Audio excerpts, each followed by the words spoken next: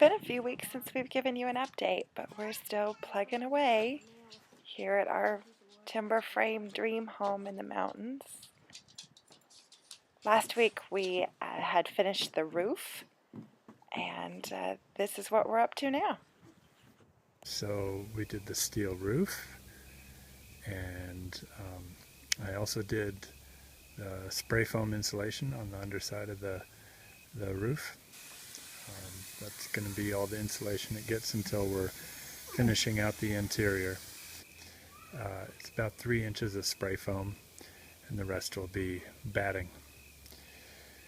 And now I'm starting on wall framing.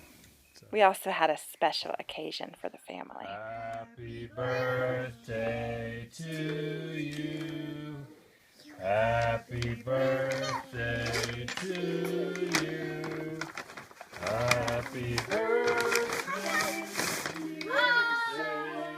It's a Snow White dress. Happy birthday to you.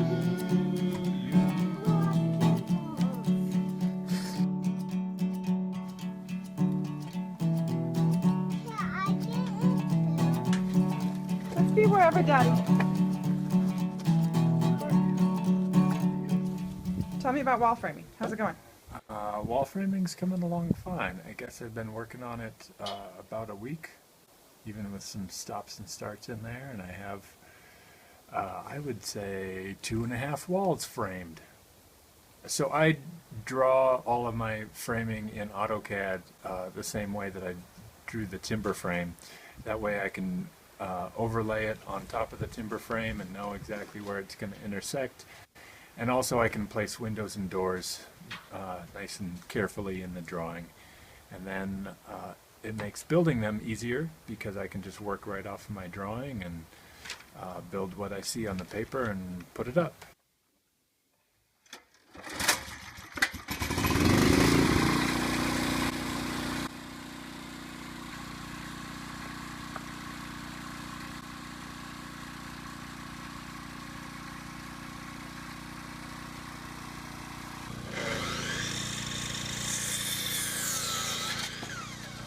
How's the house going?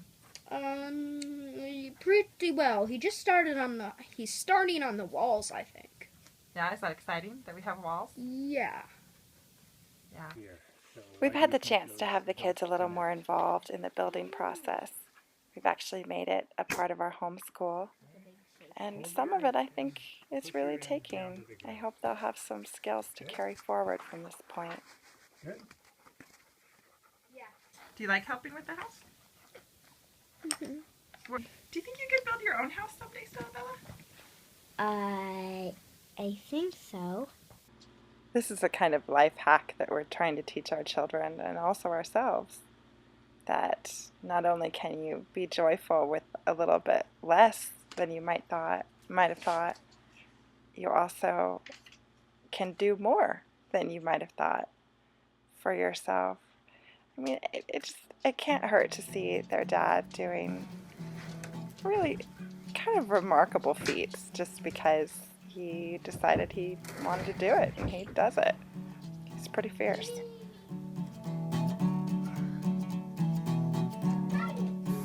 All of the framing came right from our land. So all of the elements of the timber frame were harvested right here on the land and milled right here on site.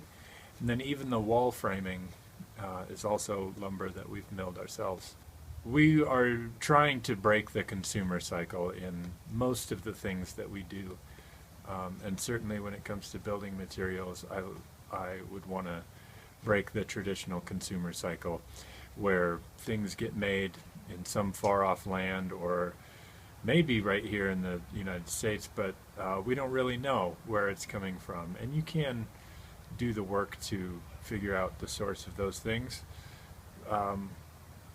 but you don't really know how it's been handled unless you handled it yourself. So we're choosing to produce all of our own stick lumber because the resources that we have here are trees. And then the other things that we use, we're just trying to be conscious of where they came from. Steel roof, we got secondhand It was taken off of an onion warehouse in my hometown. There are materials that we're buying new. We're buying plywood that's new, both for the roof and for the wall sheathing. And I'm okay with that because the amount of energy that I would put into sort of doing the same thing that the plywood's able to do just isn't realistic for us. So we have to, just make good choices about that. I just like having my hands on it and knowing where it came from. It came from about 15 feet that way for a lot of the pieces of the house. Next week we'll put that plywood sheathing on, so stop by and see how it went. Hello. Hi. Fouch-O-Matic Off-Grid is a project of Nick Fouch and Esther Emery. Stick with us, we hope to show you every step of a DIY off-grid cabin. Thanks for watching.